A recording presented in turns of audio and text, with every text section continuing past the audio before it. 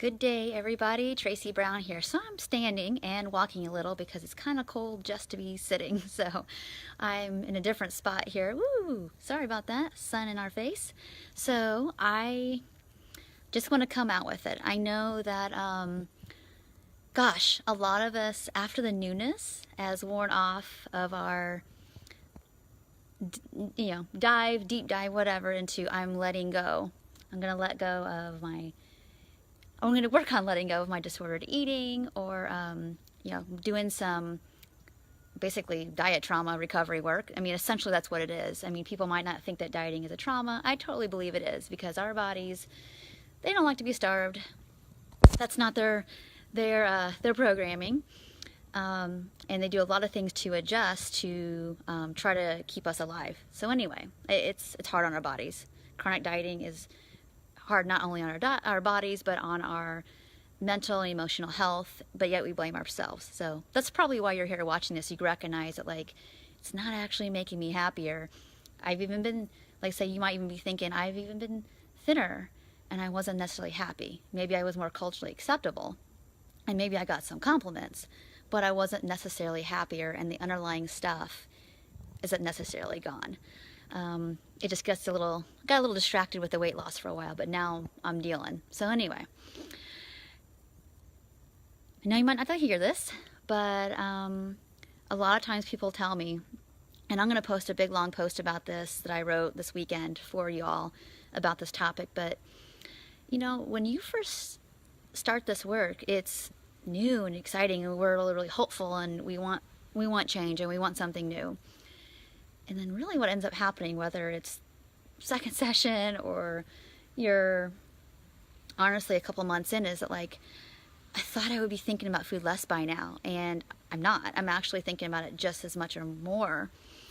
And people get honestly mad, they get frustrated, they get kind of down sometimes too.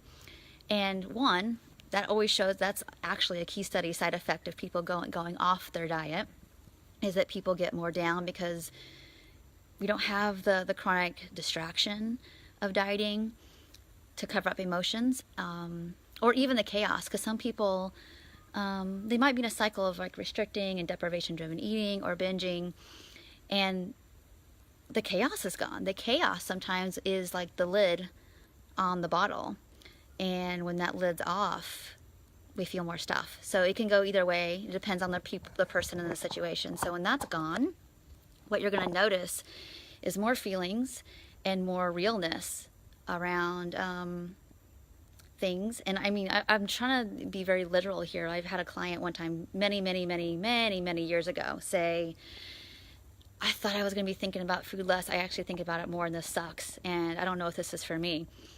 And we unpack that and we work through what is it that was so difficult. And there was just a lot of grief underneath that. Wow, I have to be in the newness of this and I'm not very good at it and I don't like it. I don't like not being perfect at something, or I don't like not being good at it, and I don't like not being in control, because maybe dieting made me miserable, but at least I knew what to do. And so it was a very kind of catch-all for any kind of frustration or situation. Focus on my food. Even if a person is binging, it's well, I'm focused on being mad at myself or feeling guilty about the food, and that's just what I know, versus maybe feeling sensations or feelings that I don't even know where they come from, and I certainly don't know what to do about it. So this message isn't all doom and gloom. It's we're going to have to focus on, it's not really about focusing on the food per se, and sometimes it is. Sometimes it's just the tangible day-to-day commitment to okay, how am I going to nourish myself today? How am I going to make some space for this journey in my life? And sometimes that's the biggest step for people, is that they're hungry for peace and freedom, yet they haven't quite made the decision to slow down enough to do it, to be honest. And that was me. That was totally my camp of functioning, is that, I was always in a lot of sympathetic run. And I was in my operating mode. So to slow down, to feel feelings, to know what I wanted, brought up so much guilt and shame. I didn't want to go there. And so I overpacked my schedule.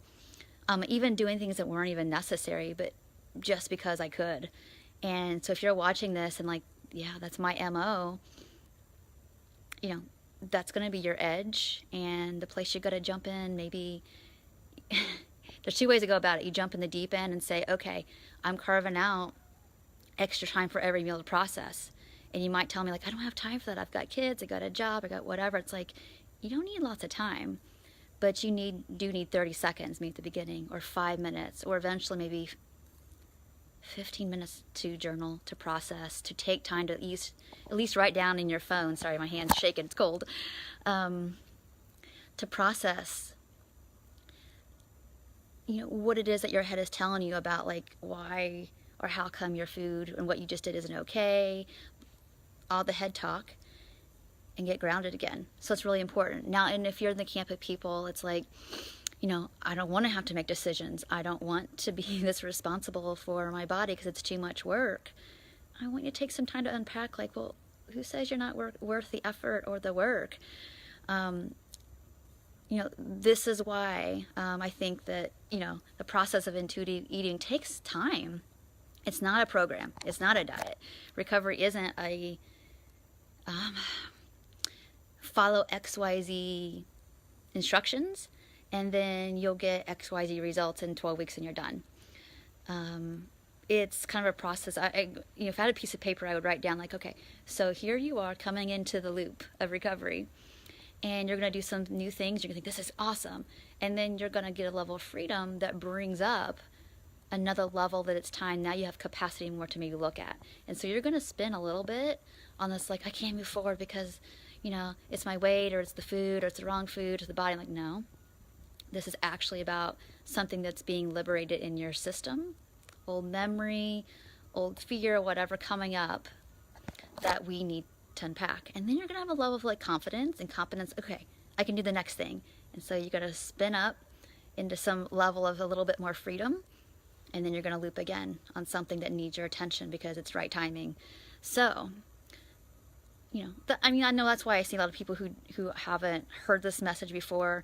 They're still kind of really struggling with some of the concepts for many years, because it's like, maybe you haven't heard this message. It's like, yeah, you're going to feel a lot of stuff, and you're really going to need to make space in your life and time to do this work. Even if you've got all the support and multiple sessions a week with somebody, you're going to be doing this kind of work too. It's just that you're going to have somebody pointing out, like, this is what I'm seeing, how close am I and what's going on here, to see those things more quickly and probably to push through more quickly. But, it's just one of those things that's going to come up whether somebody's pointing it out or not, to be honest. So anyway, I just want to share all those things. Like, I know you're not going to want to hear this, but we do have to focus somewhat on the things that make us feel uncomfortable, so they don't have as much charge. We are going to have to focus on, like, what we like, what we need, how to make it happen. And if that's difficult, okay, so what's the barrier? And if it was just as easy as, like, oh, I noticed my hunger and fullness now that I'm not dieting, I wish it was that easy. I wish I had a pill for you to make this faster. But the hope is that if we are in acceptance, or at least we're more willing to say, like, okay, this is a process, and I'm not going to know how to do all this right every single day, and it's not going to be easy every day, then I think we get a lot more grace. And when we're not fighting it, there's a level of humility there that really helps us, so much. Say, like, I can't keep doing it my way, my way of constriction. And some of us, I know it's not mental, some of it's our body being protective. If we could say, I wonder what's going on here, because I don't want to be doing the thing I'm doing to protect myself. Where is that in my body? Sometimes it's a mental construct thing. Sometimes it's a survival in our body strategy thing. And we want to learn to discern the difference. That's part of why actually looking for what our needs are in our body system, not just from our head, is really helpful. Because sometimes it's something that we like, I'm so scared and I don't know why. And it's not really a head thing. It's like my body feels like it's like I can't move forward, or I can't swallow, or I'm just so afraid to take up space. And I know that's mentally, like, I know I need to take up space. It's healthy for me to, like, be fully present. I want that, but my body won't let me. It feels like, okay. So it's not that this process is failing you. It's like, oh, there's more that our body needs to tell us. So I hope this little video was helpful to get really deeply into the nuances of Yes, we're going to have to slow down more and pay attention and probably think about food more in a supportive way than we have in the past, because I know diets and programs just give you, here's your list, do the thing. There's actually no empowerment or embodiment with that. So it's scary. It's scary to let go of that level of like containment, which is why it's helpful, to have some support during this process, as well as because we can create the containment your system needs to not feel out of control, but yet push your edges as much as we can at any given week. But also just know that, like, if you can't do unrestricted eating and eating whatever you want, that's okay, as long as you're not trying to control it so much either. So I encourage you to have some kind of like contained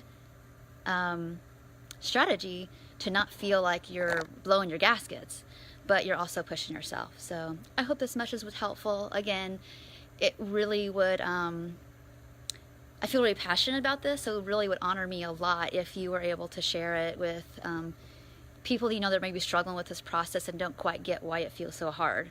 Or if they're feeling kind of hopeless about it, like, I'm never going to get this. You are. It's just that there may be some pieces of information where we're not slowing down enough to see, or we don't know how to navigate. So keep up the hope. But anyway, I'm going to share a longer post about this, because I wrote one this weekend for you all, just to kind of dig a little deeper into it. But I will post that below. It's not quite done yet in terms of like the picture. So anyway, but I will put that up later this afternoon, so you guys can read it and let me know what you think. I appreciate it. So I'll see you all Friday around this time for live Q&A. So if you have questions, please put them in the comments below. Sorry, my hand's shaking. I'm cold. So put it in the comments below, or you can private message me and I'll do it anonymously. So anyway, thank you so much. Take care, y'all. And if you have questions, let me know. Thanks.